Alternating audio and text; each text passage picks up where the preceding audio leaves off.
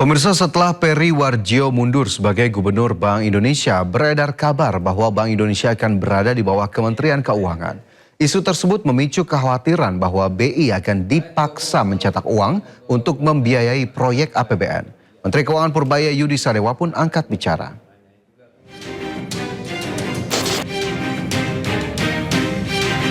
Siapa pucuk pimpinan Bank Indonesia pasca mundurnya Peri Warjio sebagai Gubernur Bank Indonesia masih tanda tanya. Sejumlah nama ramai disebut, salah satunya Menteri Keuangan Purbaya Yudi Sadewa. Isu santer lainnya yaitu soal status Bank Indonesia yang akan berada di bawah Kementerian Keuangan. Namun Purbaya menilai kabar tersebut masih terlalu dini dan beresiko bagi stabilitas ekonomi saat ini. Jadi terlalu dini kalau kita Kemungkinan besar juga berarti. Jadi gini, ketika keadaan seperti ini kurang baik merubah sistem yang ada ya. Ini adalah perbaikin kinerjanya kita semua itu. Kita lebih dekat dengan BI, PJK, LPS dan keuangan supaya kebijakannya lebih sinergis gitu aja. Itu yang dikejar mungkin. Sejarah mencatat status Bank Indonesia pernah setara kementerian di masa Orde Baru.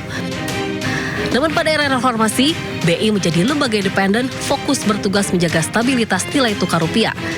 Sesuai undang-undang, BI bebas dari campur tangan pemerintah. Jika BI dibawa Kemenke, sejumlah pihak khawatir BI akan dipaksa mencetak uang untuk pembiayaan APBN. Dan pada ujungnya, nilai rupiah ambruk, inflasi melambung, dan Indonesia kehilangan kepercayaan investor. Tim Liputan iNews melaporkan. Pemerintah mempercepat penyusunan peraturan Presiden tata kelola Koperasi Desa Kelurahan Merah Putih. Regulasi ini nantinya akan mengatur secara rinci model bisnis koperasi hingga mekanisme penyaluran barang hingga sampai ke masyarakat. Kementerian Koperasi bersama sejumlah kementerian dan lembaga terkait tengah merampungkan rancangan peraturan Presiden terkait operasionalisasi Koperasi Desa Kelurahan Merah Putih. Perpres ini ditargetkan segera rampung dalam waktu dekat dengan harapan dapat menjadi payung hukum dalam penyaluran barang subsidi, sembako hingga berbagai bantuan sosial dari pemerintah pusat melalui koperasi desa. Menteri Koperasi Ferry Juliantono mengatakan draft Perpres tentang operasionalisasi Koperasi Desa Kelurahan Merah Putih sedang dalam tahap finalisasi.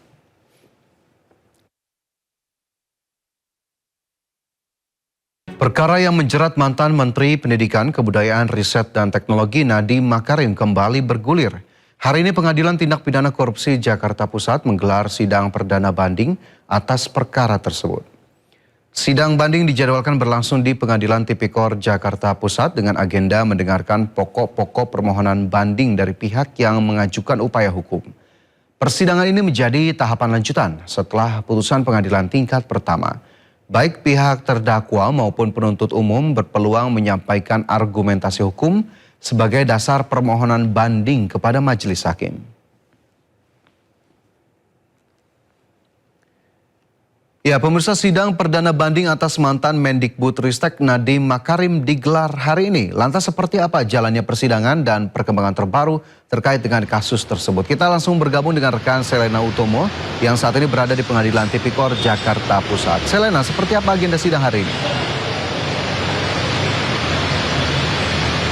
Ya, Fajar dan juga pemirsa, dapat kami informasikan memang untuk persidangan dari kasus Nadiem Makarim ini terus berlangsung dan hingga hari ini memang masih dalam proses banding, yang dimana memang sudah selesai di pukul 11 tadi. Nadiem Makarim dan juga tim kuasa hukum beserta istri tercinta dan juga kerabat-kerabatnya sudah keluar dari ruang persidangan dan merasa persidangan kali ini berjalan dengan lancar dan juga sesuai dengan apa yang dia mau begitu.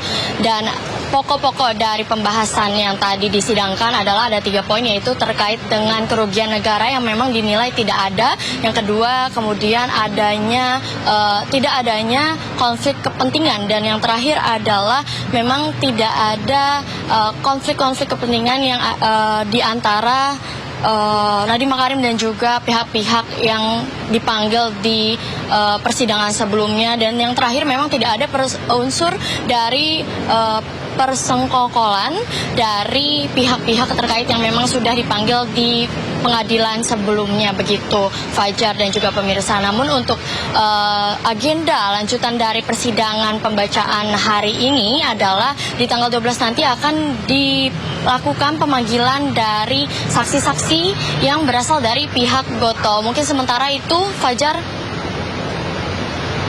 Baik, tentu kita nantikan bagaimana kemudian jalannya sidang hari ini dan tentu kami tunggu kembali update-nya terkait dengan jalannya sidang di hari ini. Terima kasih Selena atas laporannya langsung dari Pengadilan Tipikor Jakarta Pusat. Selamat bertugas kembali. Pemirsa, Kementerian Hukum akan mempelajari keputusan MK yang memerintahkan pemisahan anggaran program makan bergizi gratis dari anggaran pendidikan dalam APBN. Menteri Hukum RI Supratman Andi Aktas menyebut putusan tersebut akan dianalisis terlebih dahulu oleh Kemenkum sebelum hasilnya disampaikan ke Presiden Prabowo.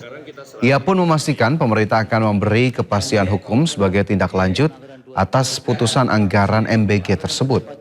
Sebelumnya MK mengabulkan sebagian permohonan uji materi terkait program MBG dan memerintahkan agar anggaran program tersebut dipisahkan dari pos anggaran pendidikan dalam penyusunan APBN pada tahun-tahun berikutnya. MK juga tegaskan bahwa MBG bukan merupakan bagian dari komponen utama biaya operasional penyelenggaraan pendidikan.